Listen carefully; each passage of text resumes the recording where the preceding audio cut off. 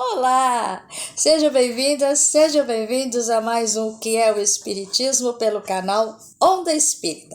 Bom dia, boa tarde, boa noite. Muito feliz em poder estar com vocês num desses períodos do dia ou da noite.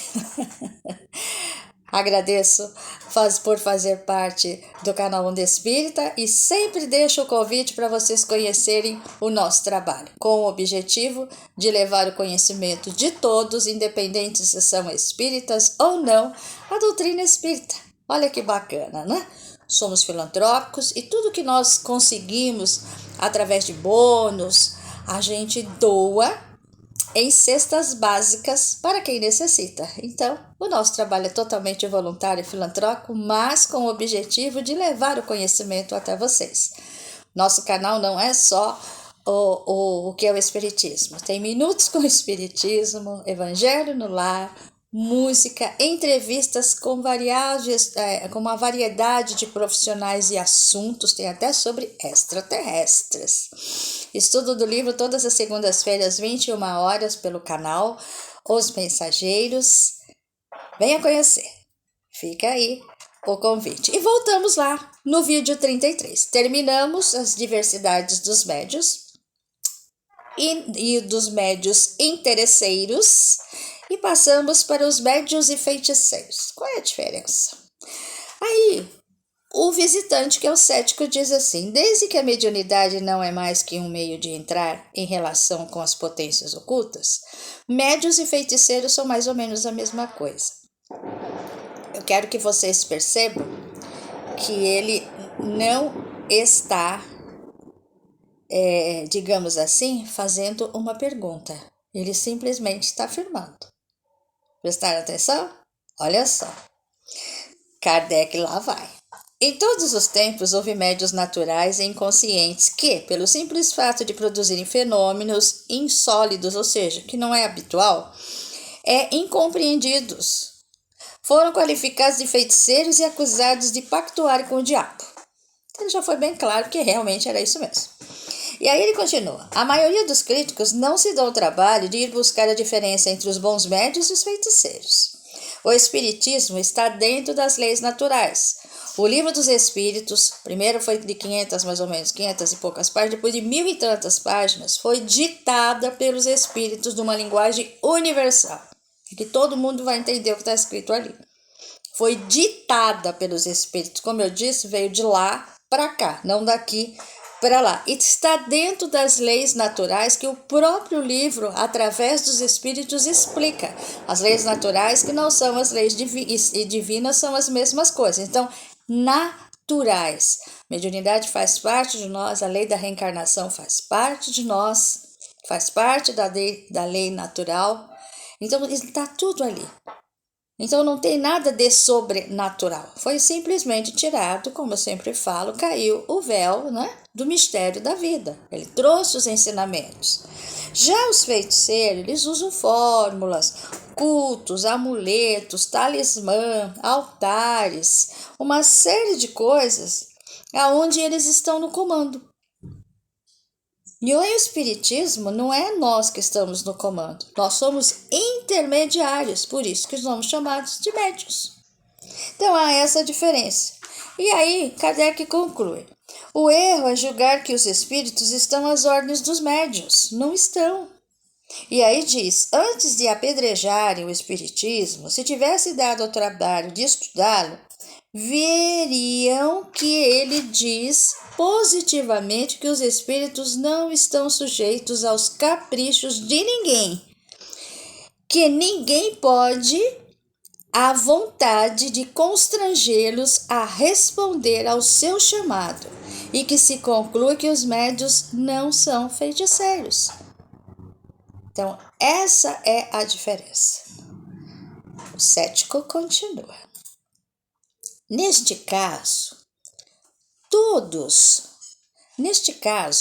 os efeitos que certos médios acreditados obtêm à vontade e em público não são, ao vosso ver, senão charlatanismo. Ele gosta de cutucar Kardec, né? Vamos lá. Kardec responde. A intenção desse fenômeno, a vontade e, sobretudo em público, é sempre suspeita. Nesse caso, a mediunidade e a prestidigitação, ou seja, a arte ou a habilidade de fazer ilusões, estão tão próximas que fica difícil distingui-las. Antes de vermos nisso a ação dos espíritos, devemos observar minuciosamente e ter em conta quer o caráter e os antecedentes do médium. Um alerta, ligado totalmente à moral, às atitudes e o comportamento. Aí ele continua. Nota-se que esse gênero de mediunidade, quando existe, limita-se a produzir sempre o mesmo fenômeno, salvo algumas variantes que levantam dúvidas.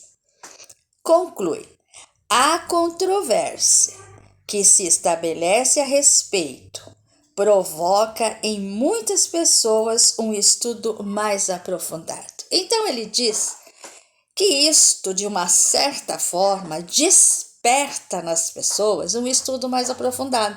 Porque na dúvida e no questionamento, você vai fazer o quê? Você vai buscar. Por isso que a gente sempre, quando está explicando sobre a mediunidade, sobre falar de Kardec, que Kardec fez tudo a codificação em cima de métodos científicos, experiência, conhecimento, busca, estudo, experiência, observação. Então, toda essa parte. Então, é esse convite que ele não faz. Porque, na realidade, quando você questiona, você vai buscar. Porque a coisa mais ruim que tem é você conquistar uma coisa que você não sabe. Então, ele fala que, de certa forma, isso é muito legal. Porque, geralmente, vai surgir pessoas que vão buscar o conhecimento. Buscando o conhecimento, vai haver um entendimento. Se não há entendimento, vai buscar novamente. Aí o cético resolve mudar a conversa e diz: vamos falar sobre a diversidade dos espíritos. Então vamos lá. Falais de espíritos bons e maus, sérios ou frívolos. Confesso-vos que não compreendo essa diferença. Parece-me que, deixando o envoltório corporal, os espíritos se despojam das imperfeições inerentes à matéria, que a luz se deve fazer para eles sobre todas as verdades que nos são ocultas e que eles ficam libertos dos prejuízos terrenos. Também não é uma pergunta, é uma afirmação. Ele está conversando.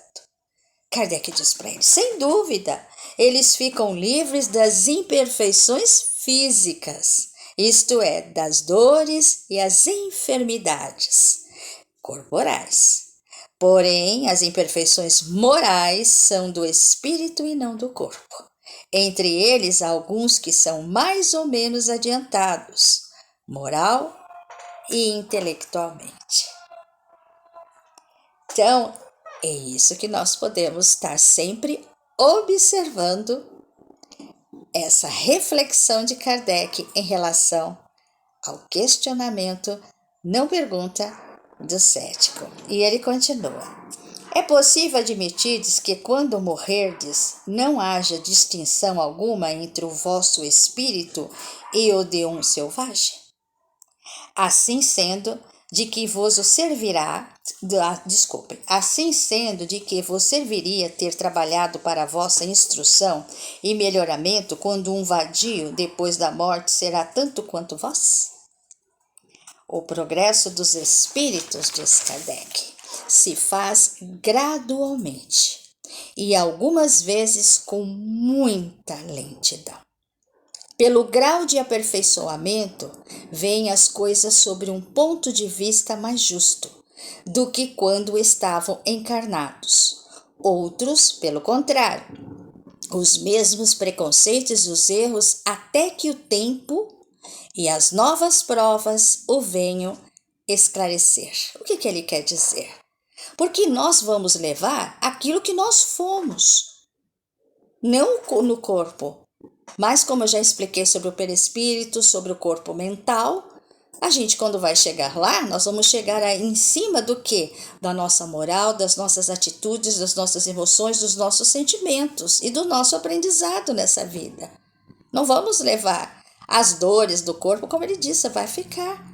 Então é que nós possamos prestar muito atenção do que nós vamos fazer lá. Como ele disse, se você evoluiu aqui, você vai chegar lá, você vai ter essa expectativa de encontrar pessoas e afinidades, como eu disse, iguais ao que nós aprendemos aqui. É muito interessante essa colocação de Kardec. Ele diz, notai bem, o que digo é fruto da experiência, colhido no que eles nos dizem em suas comunicações. Como eu disse, toda a doutrina foi ditada pelos espíritos. Então foram eles que trouxeram todas essas informações que Kardec está colocando. Porque nada mais é do que somos nós. A gente morre, o nosso corpo padece, mas o nosso espírito continua. Então nós vamos vivenciar um outro lado da vida, porque a vida vai continuar. Então nós vamos ser as mesmas pessoas, porque às vezes quando as pessoas morrem, viram um santo. Ah, não, nós vamos levar. Se nós somos egoístas o tempo todo na vida, quando a gente desencarna, nós vamos continuar sendo a mesma pessoa. Se nós formos assim, aquela pessoa muquirana, né? Aquela pessoa mesquinha, vamos continuar do mesmo jeito. Se nós somos aquela pessoa, como minha avó costumava dizer, nariz em pé, vai chegar lá e vai querer a mesma coisa. Nós não vamos mudar. A gente, quando vem para essa experiência através da reencarnação, essas experiências vão fazendo o quê? A gente vai se depurando um pouco, a gente vai se desmaterializando. Porque o nosso objetivo é sim, no nosso planeta como terráqueo, é a profecia, não, mas os ensinamentos do nosso Mestre Jesus. Amar a Deus acima de qualquer coisa, o teu próximo como a ti mesmo e sermos como os irmãos, sermos uma família grande, uma família fraternal, sabermos conviver com as diversidades, quebrar os nossos preconceitos, sabermos que hoje eu posso estar no topo da pirâmide, mas amanhã eu posso estar lá embaixo. Hoje eu posso ser rei, eu posso ser um presidente, amanhã eu vou ser um trabalhador. Porque são experiências para a evolução nossa espiritual nesse planeta, porque nós estamos de passagem. Quando a nossa bagagem já estiver depurada, as nossas imperfeições, porque o objetivo de Deus é do átomo ao arcanjo. Esse é o objetivo do nosso planeta Terra.